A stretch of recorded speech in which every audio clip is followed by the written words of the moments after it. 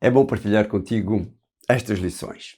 Foi bom partilhar contigo ao longo destes 3 meses este tema principal, crescendo numa relação com Deus. E eu convido-te a que partilhes com os teus amigos estes vídeos através do nosso link, o link do nosso canal do YouTube ou da nossa página de Facebook, ou então a mensagem que recebes no WhatsApp, faz simplesmente partilhar. Chegamos à última lição desse trimestre, como eu dizia, e esta lição começa com uma pergunta. Aliás, começa com 2 perguntas. Diz: o que lhe reserva o futuro? O que o espera? Esta é a pergunta que muitas vezes nós fazemos. A semana passada nós vimos que um dos modos dados por Deus para nos ajudar neste crescimento é partilhá-lo com aqueles que estão ao nosso redor. Aliás, foi por isso que Ele nos chamou para a salvação e para levarmos a salvação às outras pessoas. Esta semana nós iremos olhar para a grande promessa feita por Jesus sobre o nosso futuro. Olhar para a recompensa, entre aspas, desse relacionamento. Ou seja, olharmos para a eternidade. O texto base está na primeira carta de João, no capítulo 3 e no verso 2, e expressa a convicção revelada por Deus a João quanto ao futuro. Diz ele: queridos amigos, agora somos filhos de Deus, mas aquilo que havemos de ser ainda não é totalmente claro. O que sabemos é que quando Jesus aparecer, haveremos de ser iguais a Ele, porque havemos de o ver tal como Ele é. Uma promessa fantástica. Nós seremos transformados e seremos semelhantes a Jesus. Esta é a grande promessa tanto dos Evangelhos quanto das cartas de Paulo, de Pedro ou de João, e ela procura orientar cada um de nós, cada crente, a fixar o olhar em Jesus, reconhecendo que apesar das incertezas e das turbulências do presente, o futuro reserva a incomparável recompensa de estar na eternidade com Deus, com o Pai, e com o Filho e com o Espírito Santo. Quando olhamos para a Bíblia, nós conseguimos ver a fidelidade de Deus e a veracidade das suas palavras. Pois ela lembra-nos que, ainda que se avizinham tempos difíceis como guerras, fomes, pestes, terremotos e perseguições, cumprindo-se logicamente os sinais profetizados por Jesus, Deus jamais abandonará os seus filhos, ou seja, tu e eu. A exortação dada por Deus é muito clara. Nós temos de perseverar até ao fim, mantendo uma relação pessoal e permanente com Deus, pois a vida terrena é breve. É semelhante, como diz Tiago, a uma nuvem que se desvanece. Ele diz no capítulo 4 e no verso 3 da sua carta: há por aí quem diga: hoje ou amanhã vamos para tal terra, passamos lá um ano a fazer negócio e ganharemos bom dinheiro. Depois no verso 14: mas nem sequer sabem o que vos vai acontecer amanhã. Não passam de uma nuvenzinha que aparece uns instantes e rapidamente desaparece. Provavelmente já vistes as formas das nuvens e como passado um pouquinho aquela forma desapareceu. E é isso que ele está a referir-se aqui. Esta constância da fugacidade da existência deve levar a um reavivamento espiritual constante, evitando a complacência e recordando sempre a necessidade da graça salvadora de Jesus. O Salmo 80 é apresentado como um modelo de oração para esse reavivamento e convida cada um de nós a apropriar-nos pessoalmente do clamor para que Deus faça resplandecer o seu rosto e nos conceda a salvação. Vê o que diz o verso 19. Ó Senhor Deus Todo-Poderoso, volta-te para nós, mostra-nos a tua misericórdia e nós seremos salvos.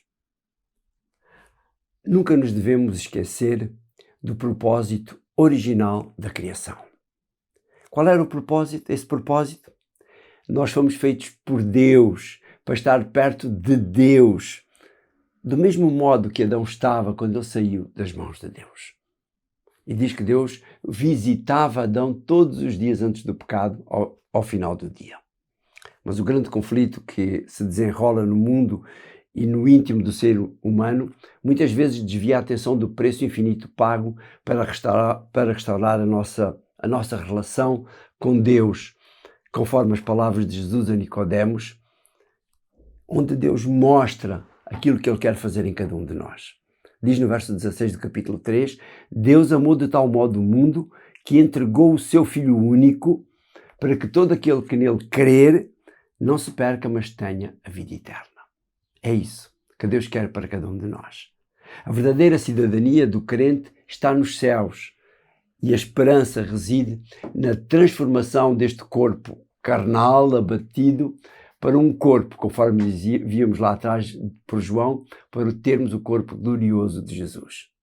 A descrição do regresso de Jesus é apresentada com uma solenidade majestosa, em que, numa pequena nuvem branca que surgirá no Oriente, transportando o Filho do Homem com uma coroa de ouro, acompanhado por milhares de anjos. Vê a descrição de João no capítulo 14 e no verso 14 do livro de Apocalipse. Depois vi uma nuvem branca e em cima da nuvem estava alguém sentado que era semelhante ao Filho do Homem. Tinha uma coroa de ouro na cabeça e na mão uma foice afiada. Incrível, fantástico. Ao som da trombeta de Deus, conforme diz Paulo, os mortos em Cristo ressuscitarão primeiro e aqueles que estiverem vivos serão transformados e arrebatados para se encontrarem com Jesus nos ares, cumprindo-se assim a promessa de que todo o olho o verá e toda a língua confessará que Jesus Cristo é o Senhor. A antecipação deste encontro, face a face com aquele por quem o coração anseia, é descrita como a culminação de toda a espera, de cada oração e de cada prova que nós enfrentamos através e conseguimos enfrentar e ultrapassar através da fé. Esta é uma promessa real, reforçada pelo próprio Deus a João, conforme ele o descreve no capítulo 22 e no verso 6 de Apocalipse. Depois o anjo disse-me, estas palavras são verdadeiras e dignas de fé. O Senhor, o Deus que dá o seu Espírito aos profetas, enviou o seu anjo para mostrar aos que o servem aquilo que deve acontecer dentro em breve. A visão apocalíptica de João é utilizada para ilustrar a glória da Nova Jerusalém que desce do céu e, conforme ele diz, adornada como uma noiva para o seu noivo. Esta analogia nupcial sublinha a íntima conexão que existe entre o povo de Deus, a cidade santa, e ambos aqui, neste texto de Apocalipse, são identificados como a esposa do Cordeiro. Este evento, cuidadosamente preparado por Deus, representa o início de uma nova vida de comunhão eterna com Deus e com Jesus. Embora a linguagem humana seja insuficiente para descrever plenamente a recompensa dos justos, as Escrituras podem oferecer-nos vislumbres de um lugar onde não haverá mais morte, lágrimas, pranto, clamor ou dor, pois as coisas antigas serão passadas. Esta promessa é uma promessa fantástica. Ela é encontrada tanto no Velho Testamento quanto no Novo Testamento. Por exemplo, Isaías, no capítulo 25 e no verso 8, ele diz-nos assim: O Senhor Deus aniquilará a morte para sempre, enxugará as lágrimas em todas as faces e tirará da nação inteira a afronta que o seu povo tem suportado. Foi o Senhor quem o prometeu. Por sua vez, no Novo Testamento, no livro de Apocalipse, no capítulo 21, no verso 4, ele diz, através de João, Ele enxugará todas as lágrimas dos seus olhos, e já não haverá mais morte, nem luto, nem pranto, nem dor, porque as primeiras coisas desapareceram. Mas a maior bênção que nós podemos ter será vermos Jesus e agradecermos-lhe pessoalmente o seu grande sacrifício redentor na cruz, e nós podermos então unir-nos em louvor, um louvor universal que proclama a dignidade do Cordeiro. Jesus, além do Cordeiro, é também o pastor que guiará os redimidos às fontes das águas da vida, que o seu nome estará nas suas testas, simbolizando a reflexão plena do caráter divino. O convite de ir a Jesus é reiterados em diversas passagens bíblicas que apelam muitas vezes aos cansados e oprimidos para encontrarem descanso e aos sedentos para beberem gratuitamente da água da vida e a todos para atenderem ao chamamento do Espírito Santo. Há como que uma nota de urgência na nossa cooperação com o Espírito Santo, para que nós sejamos o meio para que outros também aceitem a relação de salvação.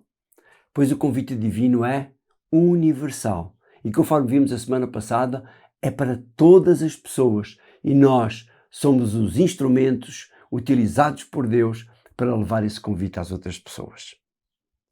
As últimas palavras da Bíblia que prometem que Jesus vem sem demora e que ecoam como um grande anseio quando João diz: "Ora vem, Senhor Jesus", são um selo, por assim dizer, um selo desta esperança que cada um de nós deve ter.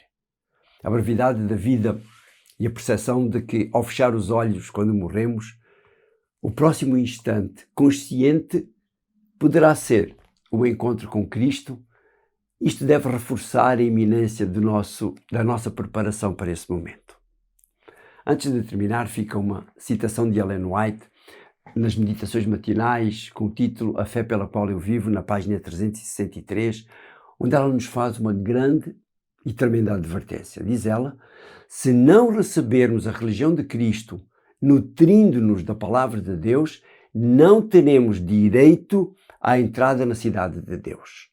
Ao vivermos de alimento terreno, educar os nossos gostos e amarem as coisas mundanas, não estaríamos aptos para as cortes celestes, não poderíamos apreciar a corrente pura celestial que ali circula. Precisamos, diz ela, de nos acostumar a falar do céu, do belo céu. Falar daquela experiência que perdura enquanto Deus existir. E então nós esqueceremos as nossas pequenas provas e dificuldades.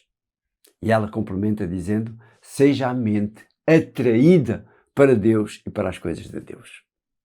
O convite final desta lição, que nos ajudou a criar um relacionamento especial com o nosso Deus, é para que nós não nos cansemos de esperar, mantendo vivo o desejo pelo encontro com Deus, confiando no seu amor e fidelidade e fazendo ecoar a oração que encerra as Escrituras: Senhor Jesus, por favor, vem logo.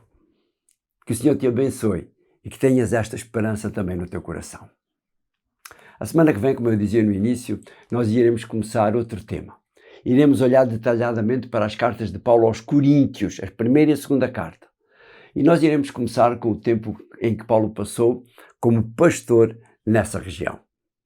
Até lá então, e estuda a lição por ti mesmo. Isto é, um pequeno resumo da lição. Estuda sempre a tua lição. Um abraço e até para a semana.